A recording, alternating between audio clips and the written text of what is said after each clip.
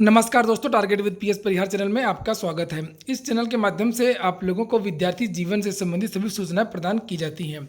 उसी क्रम में आज की इस वीडियो में भी कुछ महत्वपूर्ण सूचनाएं हैं, तो आइए शुरू करते हैं। सबसे पहले थोड़ी सी बात कर लेते हैं कोरोना की। भारत में कोरोना संक्रमितों की जो संख्या वो फिर से बढ़ गई है। आज पिछले 24 घंटे में लगभग 1350 कोरोना पॉजिटिव व्यक्तियों की संख्या बढ़ी है और यह संख्या अब लगभग 18,000 हो चुकी है। ये देखिए यहाँ पर लिखा हुआ है कि पिछले 24 घंटे में 1336 नए मामले आए हैं और 47 लोगों की मौत हो गई है। इसके बाद देश भर में कोरोना पॉजिटिव मामलों की कुल संख्या लगभग 18,601 हो गई है, जिसमें 14,759 एक्टिव हैं और 3,292 लोग स्वस्थ हो चुके हैं। कुल मिलाकर के लगभग 590 लोगों की मौत भी हो गई है। और अगर आज की बात करें तो महाराष्ट्र में 472, गुजरात में 127, राजस्थान में 52, आंध्र प्रदेश में 35 और उत्तर प्रदेश की बात करें तो आज उत्तर प्रदेश में लगभग आज 110 नए मरीज मिले हैं। ये देखिए, और उत्तर प्रदेश में अब जो टोटल संख्या वो हो गई है 1294। आज अचानक सभी लोग चौंक गए जब ये सूचना मिली कि रायबरेली से 33 पॉजिटिव केस मिल गए। ये देखिए यहाँ पर लिखा हुआ कि रायबरेली में 33 पॉजिटिव केस मिले, हड़कंप हुआ। रायबरेली जिले में कोरोना के 33 पॉजिटिव केस मिले हैं और यह सभी मुंशीगंज के एक निजी मेडिकल इंस्टीट्यूट में क्वारंटीन है।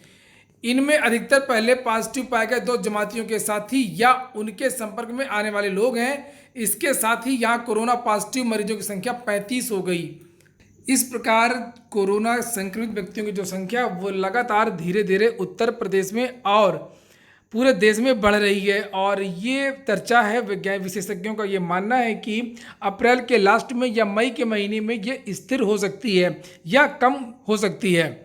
और अगर इसी तरीके से कोरोना संक्रमित व्यक्तियों की जो संख्या वो बढ़ती रही तो 3 मई को जो लॉकडाउन खुलने के जो आसार हैं वो भी कम हो जाएंगे। देखिए यहाँ पर लिखा है, भारत में कोरोना वायरस के मामले हर दिन बढ़ रहे हैं। कोरोना के प्रसार को रोकने के लिए प्रधानमंत्री नरेंद्र मोदी ने देशव्यापी लॉकडाउन को 3 मई तक कर दिया है। सोमवार से कुछ शर्तों के साथ में लॉकडाउन में छूट भी दी जा रही है। और इन सबके सरकारी सूत्रों की माने तो केंद्र सरकार 3 मई के बाद लॉकडाउन को आगे बढ़ाने के मूड में नहीं है। ऐसा पिछली बार भी कहा गया था, लेकिन कोरोना को रोकने के लिए सरकार को अपना फैसला बदलना पड़ा। नीचे लिखा है कि वहीं लॉकडाउन खत्म होने के बाद का प्लान भी तैयार कर लिया गया है। मिली जानकारी के मुताबिक 3 मई के बाद लॉकडाउन धीरे धीरे हटाया जाएगा और कुछ शर्तों के साथ रियायतें भी मिलेंगी। हालांकि रेड और ऑरेंज जोन वाले इलाकों को फिलहाल ये छूट नहीं मिलेगी।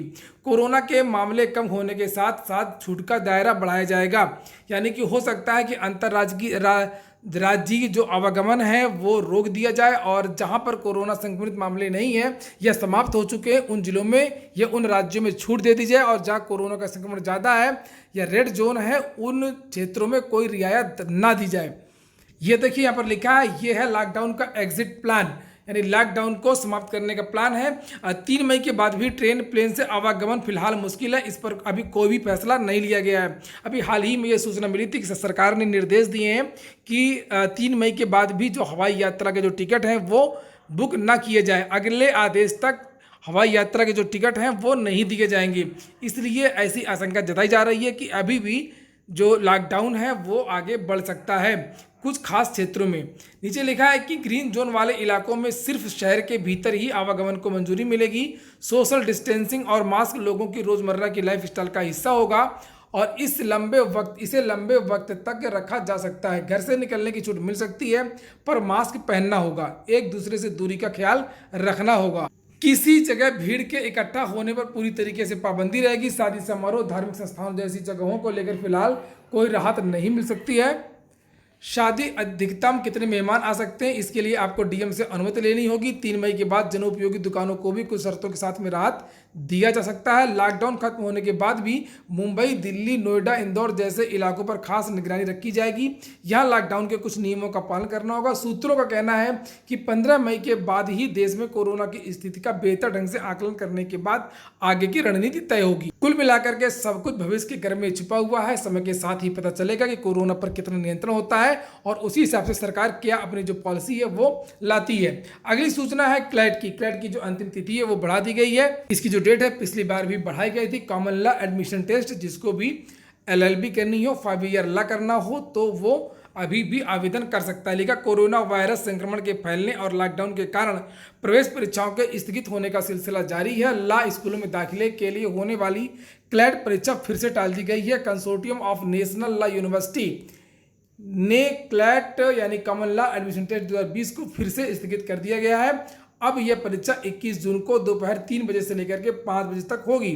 तो डेट याद रखिए। अब इसकी जो नई डेट है वो 21 जून रखी गई है। इसके अलावा अब क्लैट 2020 के लिए 18 मई तक आवेदन भी किया जा सकता है। पहले क्लैट के लिए 25 अप्रैल तक रजिस्ट्रेशन किया जा सकता था। तो जो विद्यार्थी अभी भी चाहते हो कि हम LLB में एडमिशन ले लें तो वो अभी भी आवेदन कर सकते हैं।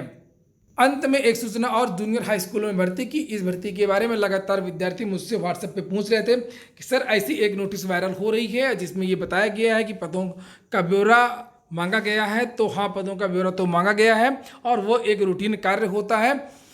प्रत्येक वर्ष प्रत्येक विद्यालय के जो कितने कर्मचारी हैं, कितने क्लर्क हैं, कितने बाबू हैं, कितने अध्यापक हैं, कितने विद्यार्थी हैं, इन सब का ब्यौरा मांगा जाता है और इसीलिए ये ब्यौरा मांगा गया। ये देखिए, ये ब्यौरा 20 तारीख की डेट है लिखा और ये भेजा गया है शिक्षा निदेशक बेसिक उत्तर प्रदेश शिक्षा सामान्य प्रयागराज और सभी मंडलीय सहायक शिक्षा निदेशकों को ये भेजा गया है। और इसमें लिखा प्रदेश के समस्त सहायता प्राप्त जूनियर हाई स्कूलों में जनपदवार प्रधानाध्यापक, सहायक अध्यापक, लिपिक, चतुर्थ श्रेणी कर्मचारियों के पद सृजन कार्यरत और रिक्त कक्षावार छात्रों की सूचना उपलब्ध कराने के संबंध में तो जितने छात्र होंगे छात्रों के अनुपात के हिसाब से तय किया जाएगा कि कितने अध्यापक रखने हैं और कितने प्रधानाध्यापक रखने हैं। तो उसके लिए ये डाटा इकट्ठा किया जा रहा है और जूनियर हाई स्कूलों की जो भर्ती है बहुत जल्द आएगी, लेकिन तब आएगी जब कोरोना का संक्रमण जो समाप्त हो जाएगा, नया आयोग बन जाएगा, नए आयोग से आपकी ये भर्ती आएगी। और ये जो जूनियर हाई स्कूलों की जो भर्ती होनी है, एडेड विद्यालयों में जो भर्ती होनी है, ये आयोग की तरफ से, नए आयोग की तरफ से होने वाली पहली भर्ती हो सकती है। एक जूनियर हाई स्कूलों की भर्ती और दूसरी TGT PGT की भर्ती जो नई भर्ती होनी थी 2020 में, जिसमें 40,000 पदों का अध्याचन आया था। तो 40,000 पदों का तो अध्याचन नहीं आ पाएगा। ऐसी जानकारी मिल रही है कि लगभग 16-17 हज़ार पदों पर भर्ती होगी जो नई वाली TGT PGT है और एडेड जूनियर हाई स्कूलों की भर्ती। ये दो भर्तियाँ नए आयोग से आने वाली पहली भर्तियाँ होंगी और इनकी दोनों की तैयारियाँ भी हो रही हैं। लेकिन ये कहना जल्दबाजी होगा कि इसकी जो भर्ती है बहुत जल्द आ जाएगी। तो अभी इस भर्ती में थोड़ा सा भी टाइम लग सकता है। ये हो गया आज का वीडियो अगर आपके काम का हो तो वीडियो को जल्दी से लाइक कर दें। पूरा वीडियो सुनने के लिए बहुत बहुत धन्यवाद।